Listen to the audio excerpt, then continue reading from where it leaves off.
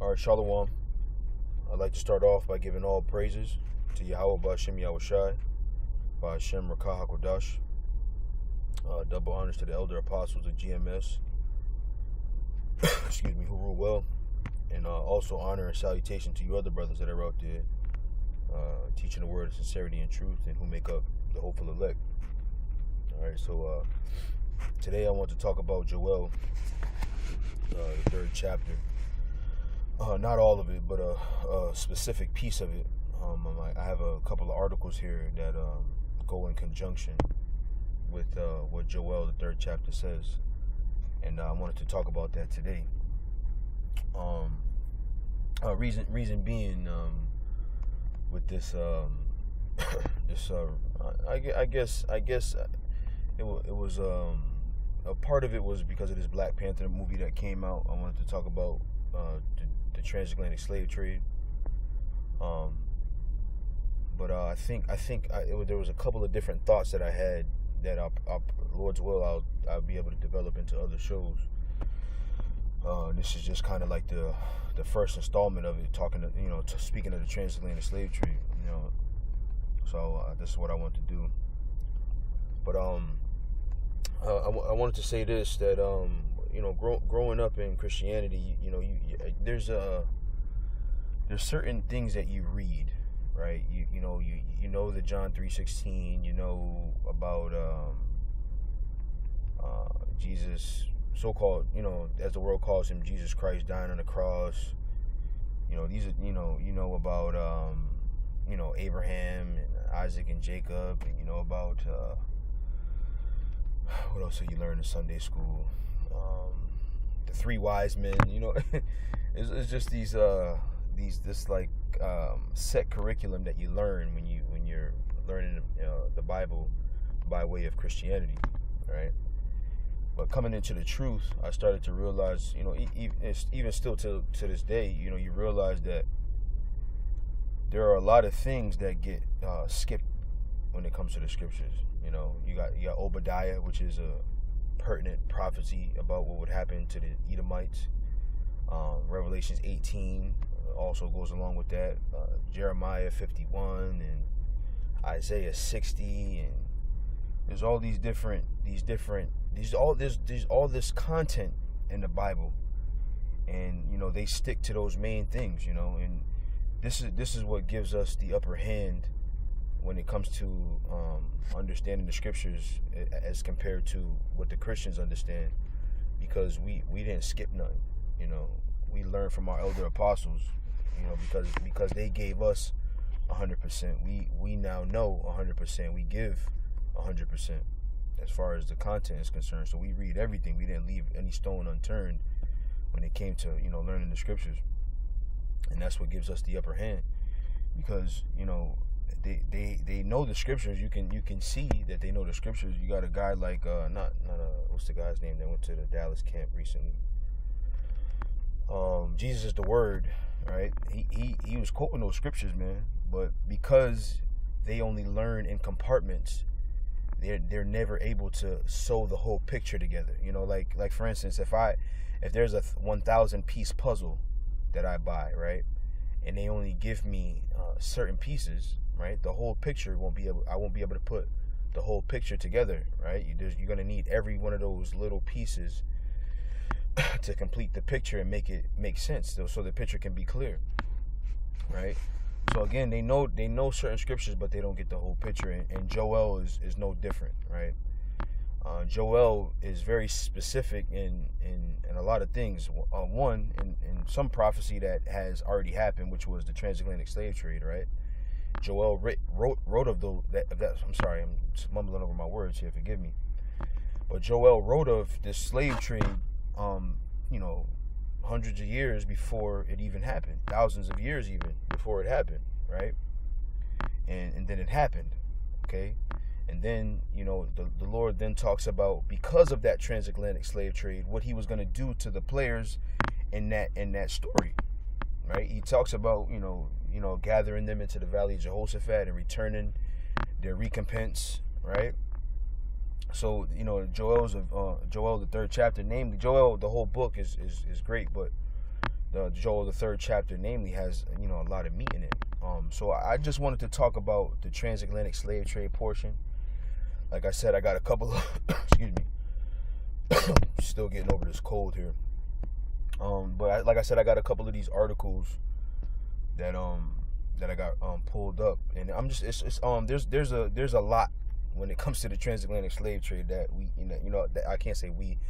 I'll make it personal to myself because other brothers may know the information, but I today, not for the first time, but I had the epiphany, like, man, there's a lot of information out there when it comes to the transatlantic slave trade that I didn't know about, and not to say that I just figured it out today, but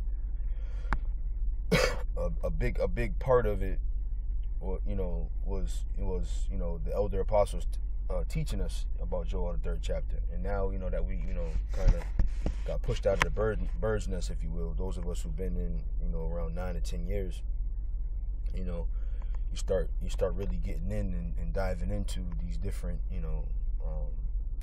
words, the different prophecies, and connecting them to articles and blogs and different things of that nature, right? All right, so I'm rambling at this point, but so I wanted to first go into Joel, the third chapter, and read a little bit of it, and then go into these articles here. It shouldn't take long. It's just one piece of this chapter here, but me, I get I get long-winded, man. My given name that my mother gave me means to say or to speak in Hebrew. So that I've been it's a gift and a curse. Sometimes I talk too much. So just bear with me, and hopefully this will be edifying. All right, so this is Joel 3:3.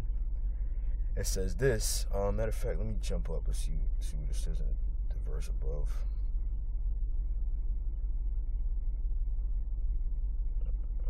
I'll start at 1. Why not?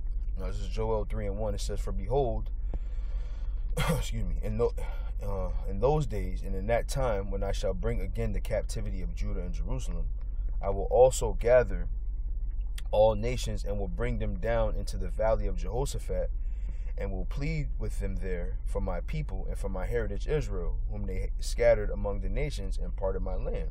Right. So how did we get scattered among the nations? How did that happen? We got scattered among the nations, but by a couple of different things. There has been many diasporas, right? So you had, the northern kingdom. They left during the king of Assyria's time, Shalmaneser.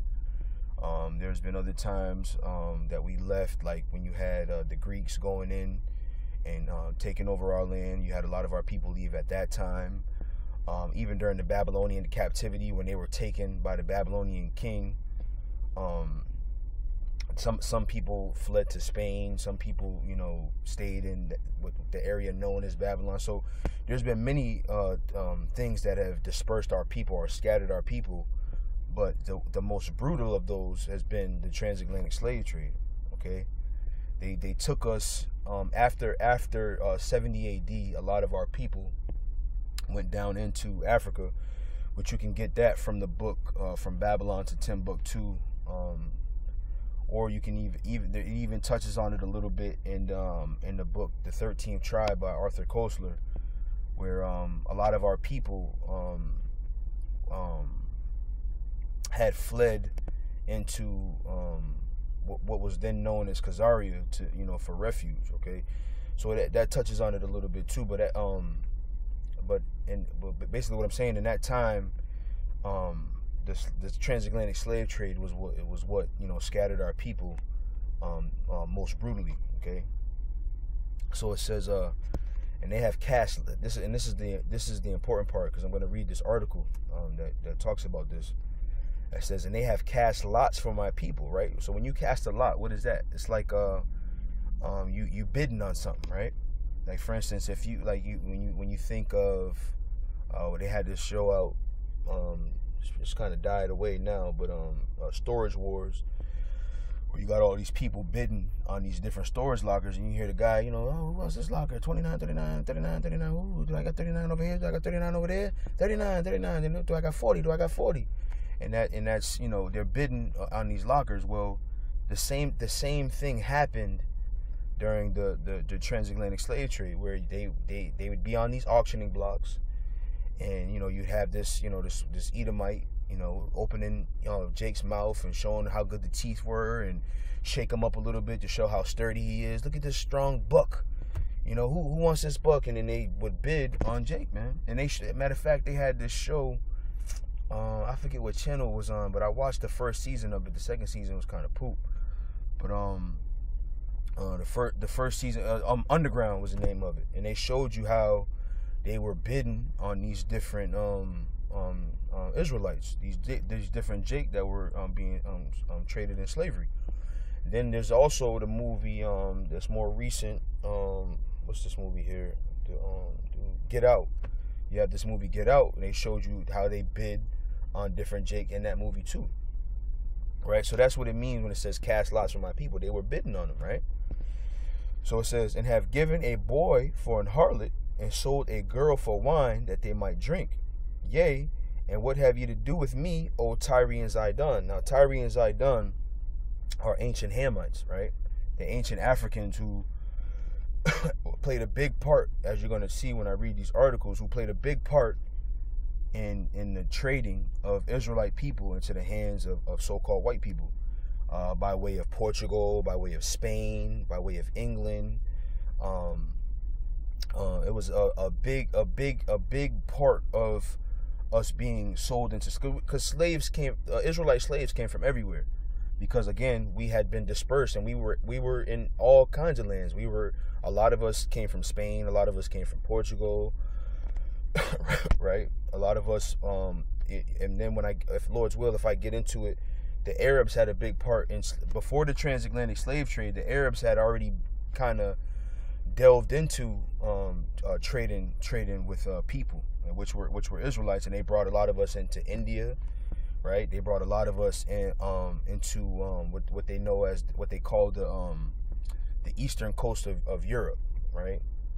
So slave trading with Tyre and Zidon, they played a big part in that. So the ancient Africans, right? And then it says here, in all the coast of Palestine, right, which is ancient Israel. I mean, not ancient. Well, yeah, Palestine is Israel, but what it's talking about is the ancient Arabs, right? So again, once I get into another part of it, Lord's will, I'll read on the Arab role that they played in the transatlantic slave trade.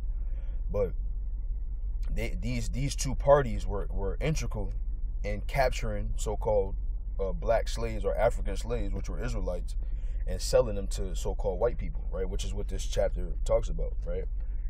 It says, will you render me a recompense?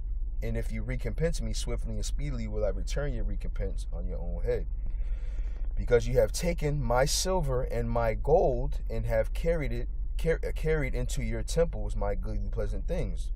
The children also of Judah and the children of Jerusalem have ye sold unto the Grecians, that ye might remove them far from their border. Now, brothers have done, countless shows on, linking, Grecians with your modern day so-called white people, and it's a known fact. They say that's the beginning of civilization is Greece, right? So we know that the Grecians here is talking about so-called white people, okay? But again, I wanted to get into this article that I found. I was searching around as I was trying to, put something together for this thought. And this excuse me, this article came up, and I wanted to read it. So you can go to, it's called InMotion, AAME.org. And I found this article on my phone first, and then I pulled it up when I came to do this on the laptop. But let me see if I can go back. I want to show you with the opening page. So here's like an overview. This is the whole article as a whole. But I'm gonna skip to traders and trade in the middle passage, just to give you the point of this whole article. The whole thing was great. Well, I only read up until, let me see, I probably only read up until Africans in America. But once I got this information in here, I was like, yeah, that should be solid enough to make the point. But what I've read so far was pretty informative, so I recommend it. And then I got another one on one of the major ports that Israelite slaves were sold out of and traded out of. Okay, so I'll read this one first. Go to traders and trade. Okay. All right, so it says, I'm gonna try to read through it. There's a lot here, and then there's another portion that I will go to down here in the middle passage. Okay, so just bear with me for a minute. I'm gonna read, and I'll probably stop and make some comments. It says, Western European countries establish distinct national trades.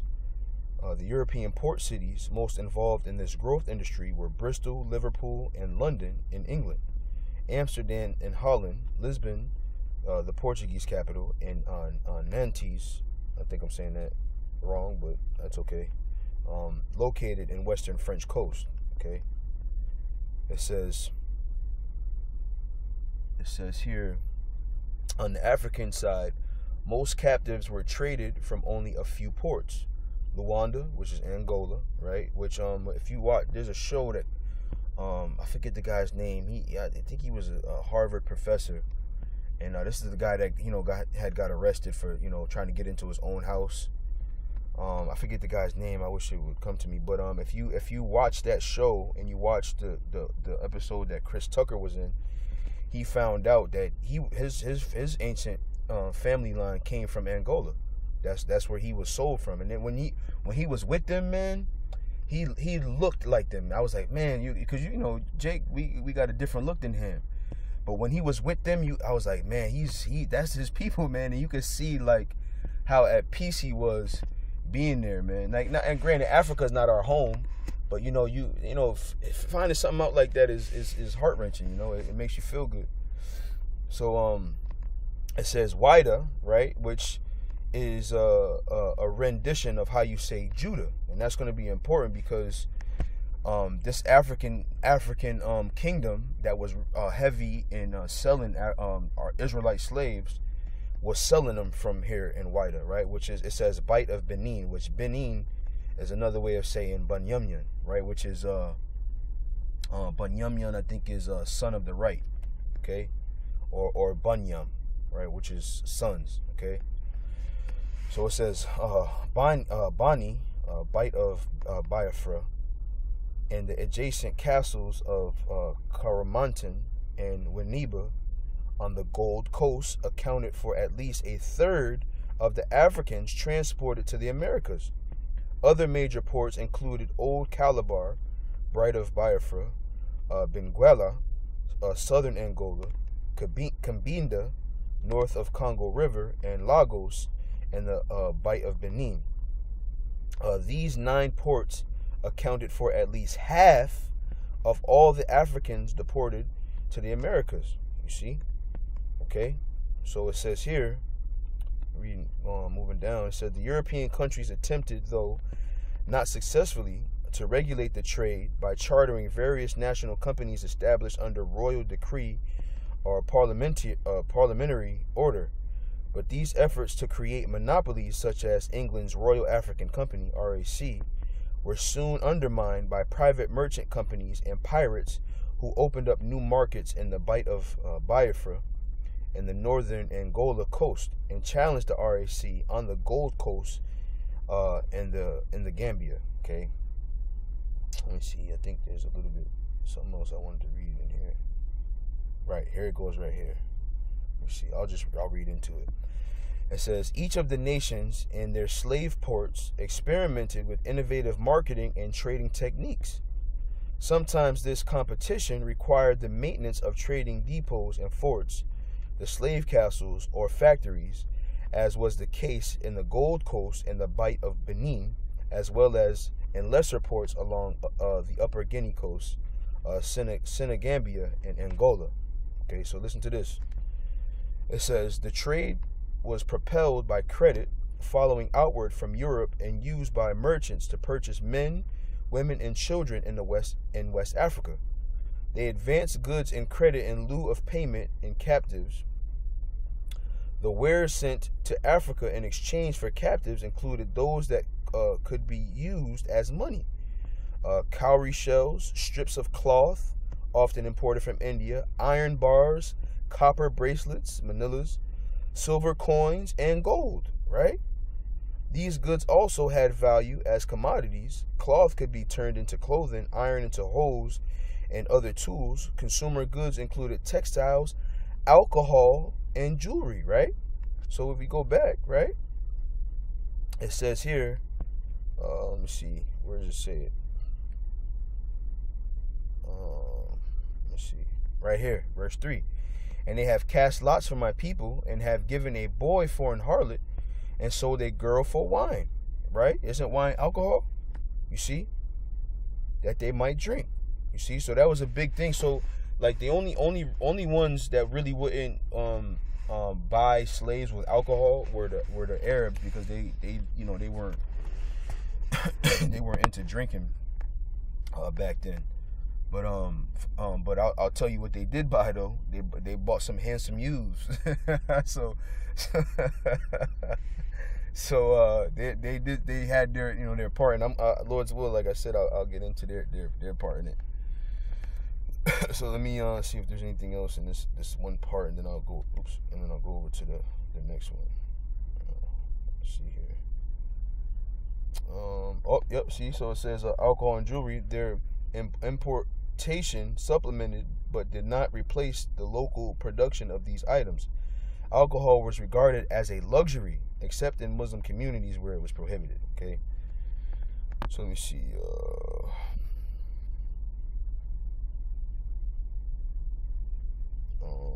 Okay, so let me see.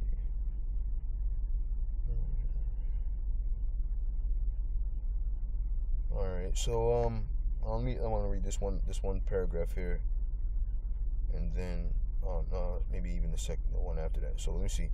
The trade was, a high-risk enterprise. The commodity was people.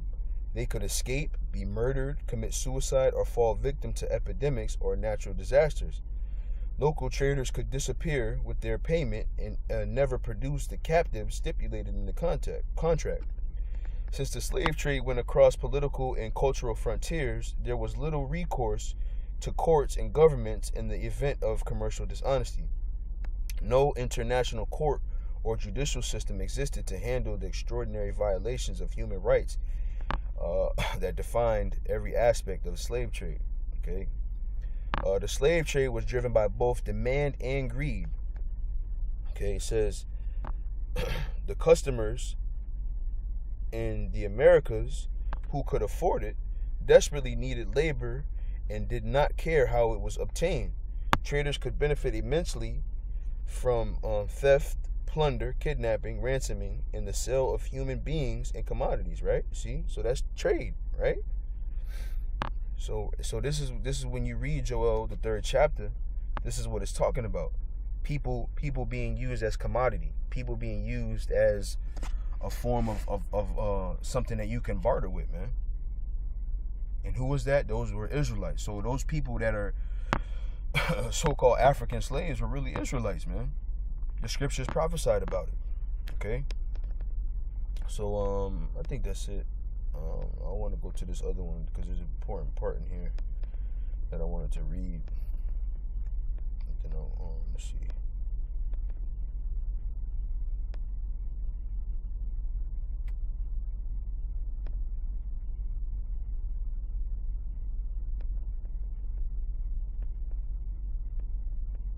There's a part that I wanted to read in here. Bear with me for a second. I just want to make sure I don't pass it. I'm trying to get through it. Just bear with me for a second.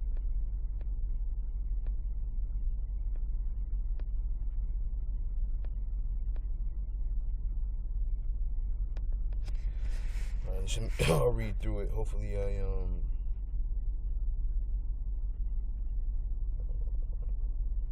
hopefully I don't pass through. Alright, so let me just read it. Salaki. Okay. So it says traders and trade. I think I read this one. No, I didn't. I'm sorry.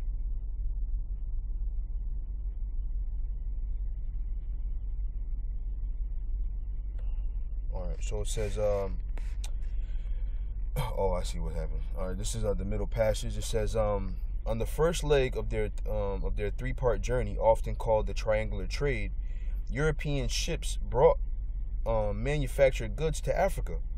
On the second, they transported African men, women, and children to the Americas.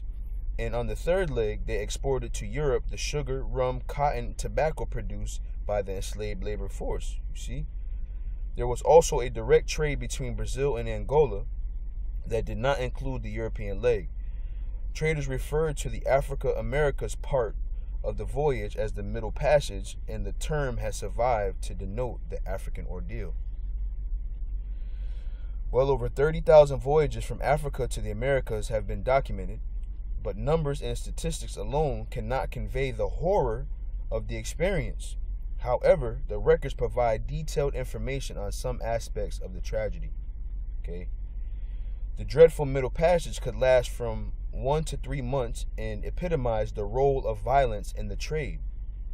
Based on regulations, ships could transport only about 350 people, but some carried more than 800 men, women, and children, branded, stripped naked for the duration of the voyage, lying down amidst filth, enduring almost unbearable heat, compelled by the lash to dance on deck to straighten their limbs. All captives went through a frightening, incredibly brutal, and dehumanizing experience. You see how brutal this was, man? Esau got to pay. And once I Lord's will, once I get into the second, or not to the second part, but once I get more into the rest of Joel, the 3rd chapter, you're going to see this this slave trade really set the Most High off, man, because he said because of this he's gonna put all these nations in the valley of decisions, man. Okay, it says men were shackled under deck, and all Africans were subjected to abuse and punishment. It says Africans here, but we know that's Israelites, right? So it says some people tried to starve themselves to death, but the crew forced them to take food by whipping them, torturing them with hot coal, or forcing their mouths open by using special instruments or by breaking their teeth. You see, they show you that in this movie, Birth of a Nation. How they broke the dude's teeth to feed him, man, because he was trying to starve himself. You see, okay. And they also show you that in this other movie here. What's this movie? Goodbye, Uncle Tom. When they were showing, the slave ships and the people down there, they were doing some brutal shit in that movie, man. I recommend it if you want to get yourself fired up and see the type of man Esau is, man. All right, so it says the personal identity of the captives was denied.